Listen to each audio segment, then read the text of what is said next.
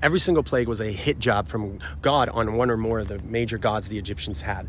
And they had like 2,000. And the gods had given the Pharaoh the power to manage their stuff here on earth. The Pharaoh was a sort of avatar of order against the forces of chaos. The plague showed that he was not in control and could not do anything against the forces of chaos that came. In the first, when the river got turned to blood, this would have hit two gods directly. They would have thought that Osiris was bleeding since they thought the river was his blood, and that Hapi, who was in charge of the flow of the river, had lost control. This also would have meant that Khnum, the creator god, the protector of the Nile, couldn't heal Osiris of his injury. On the second, Heket, Khnum's wife, was affected, who was the frog-headed goddess that gave life to anything her husband had created. She was in charge of babies, because frogs, like babies in the womb, are born in water, and then they come to land. It was wrong to kill frogs, but it was apparently okay to kill Hebrew babies before or after birth. On the third, Geb, who was the earth god, was affected since the earth or the dust became the insects that were hurting people. On the fourth, all the gods that had control over insects or used insects as their symbols, like Ra, Ra-Amon, Keper, showed that they had lost control.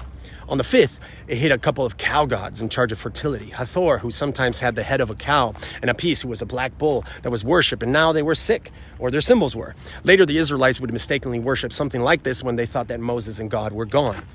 On the sixth, Sekhmet, the goddess who had the power to stop disease from happening, got hit directly. And also Imhotep, the god of medicine, seemed unable to do anything about the boils that their priests and the people who had to be spotless to worship them had. On the seventh, Nut, the sky goddess, Isis, the goddess of air, Shu, the one that held up the sky, Tefnut, the goddess of moisture, were all hit by that crazy fire hail because it seemed like they all simultaneously lost control of their domains.